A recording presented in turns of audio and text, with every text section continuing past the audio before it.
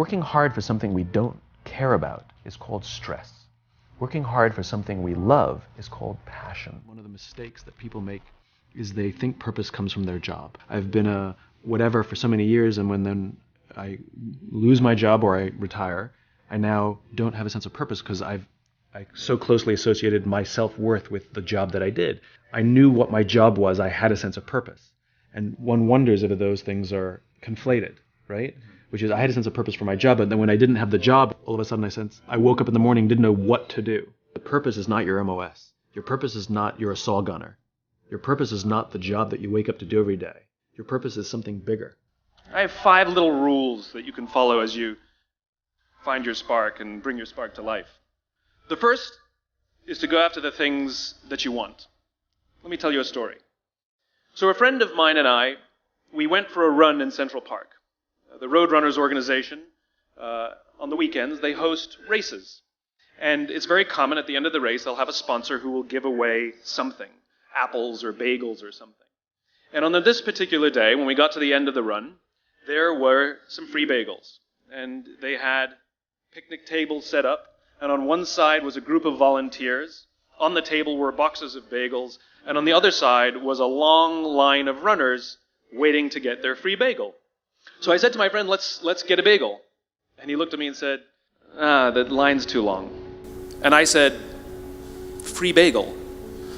And he said, I don't want to wait in line. And I was like, free bagel. And he says, it's too long. And that's when I realized that there's 2 ways to see the world.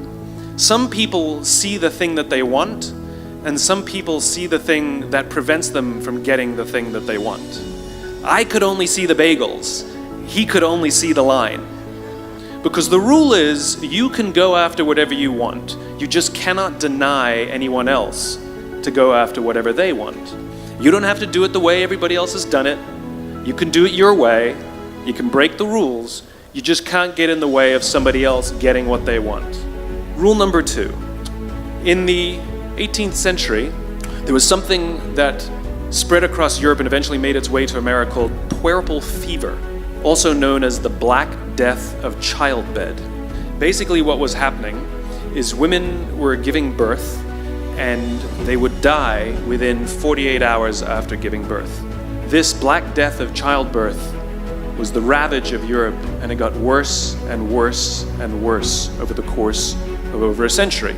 And these doctors and men of science wanted to study and try and find the reason for this Black Death of childbed, and so they got to work studying, and they would study the corpses of the women who had died. And in the morning they would conduct autopsies, and then in the afternoon they would go and deliver babies and finish their rounds. And it wasn't until somewhere in the mid-1800s that Oliver Wendell Holmes realized that all of these doctors who were conducting autopsies in the morning weren't washing their hands before they delivered babies in the afternoon. And he pointed it out and said, guys, you're the problem. And they ignored him and called him crazy for 30 years, until finally somebody realized that if they simply washed their hands, it would go away. And that's exactly what happened. When they started sterilizing their instruments and washing their hands, the Black Death of childbed disappeared. The lesson here is, sometimes you're the problem. Take accountability for your actions. You can take all the credit in the world for the things that you do right, as long as you also take responsibility for the things you do wrong. It must be a balanced equation. You don't get it one way and not the other. You get to take credit when you also take accountability. Lesson 3, take care of each other. The United States Navy SEALs are perhaps the most elite warriors in the world. And one of the SEALs was asked, who makes it through the selection process? Who is able to become a SEAL? And his answer was, I can't tell you the kind of person that becomes a SEAL. I can't tell you the kind of person that makes it through BUD/S, but I can tell you the kind of people who don't become SEALs. He says the guys that show up with huge bulging muscles covered in tattoos who want to prove to the world how tough they are, none of them make it through. He said the preening leaders who like to delegate all their responsibility and never do anything themselves, none of them make it through. He says some of the guys that make it through are skinny and scrawny. He said some of the guys that make it through, you will see them shivering out of fear. He says, however, all the guys that make it through, when they find themselves physically spent, emotionally spent, when they have nothing left to give physically or emotionally, somehow, some way, they are able to find the energy to dig down deep inside themselves, to find the energy to help the guy next to them. They become SEALs, he said. You want to be an elite warrior. It's not about how tough you are. It's not about how smart you are. It's not about how fast you are. If you want to be an elite warrior, you better get really, really good at helping the person to the left of you and helping the person to the right of you. Because that's how people advance in the world. The world is too dangerous and the world is too difficult for you to think that you can do these things alone. If you find your spark, I commend you. Now, who are you going to ask for help, and when are you going to accept help when it's offered? Learn that skill. Learn by practicing helping each other. It'll be the single most valuable thing you ever learn in your entire life, to accept help when it's offered and to ask for it when you know that you can't do it. The amazing thing is, when you learn to ask for help, you'll discover that there are people all around you who've always wanted to help you. They just didn't think you needed it because you kept pretending that you had everything under control. And the minute you say, I don't know what I'm doing, I'm stuck, I'm scared, I don't think I can do this, you will find that lots of people who love you will rush in and take care of you. But that'll only happen if you learn to take care of them first. Lesson 4. Nelson Mandela is a particularly special case study in the leadership world because he is universally regarded as a great leader. You can take other personalities, and depending on the nation you go to, we have different opinions about other personalities. But Nelson Mandela across the world is universally regarded as a great leader. And he was asked one day, how did you learn to be a great leader? And he responded that he would go with his father to tribal meetings. And he remembers 2 things when his father would meet with other elders. 1, they would always sit in a circle. And 2, his father was always the last to speak. You will be told your whole life that you need to learn to listen. I would say that you need to learn to be the last to speak. I see it in boardrooms every day of the week.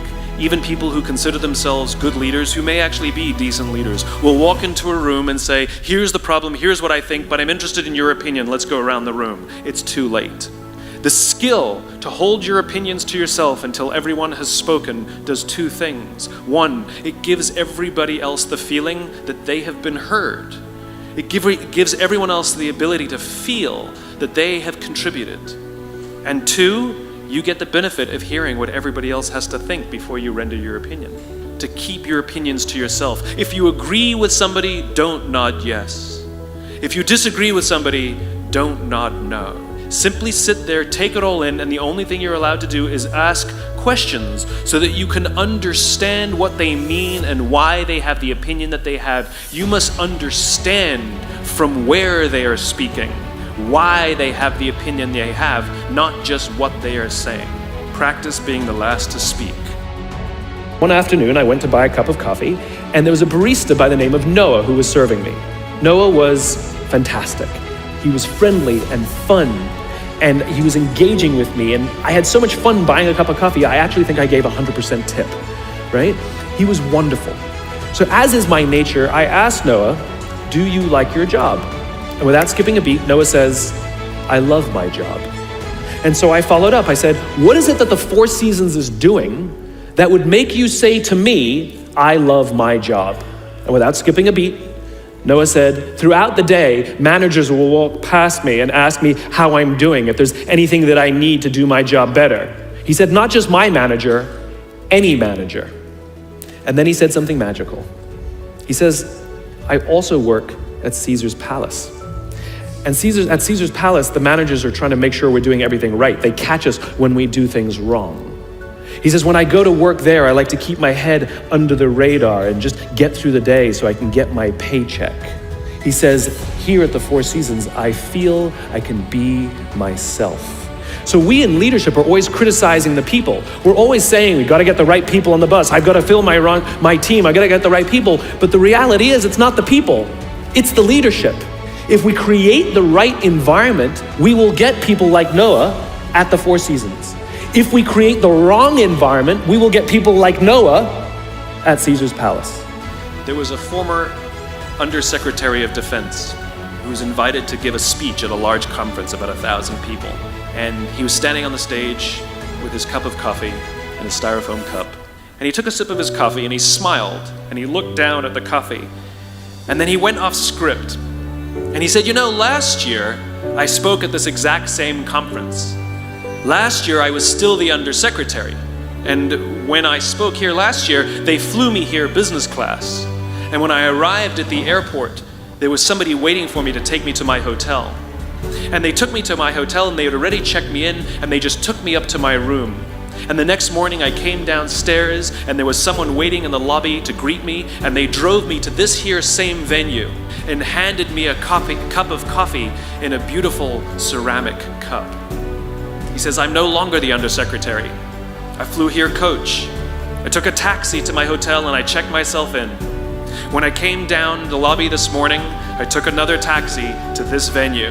And when I asked someone, do you have any coffee? He pointed to the coffee machine in the corner and I poured myself a cup of coffee into this here styrofoam cup.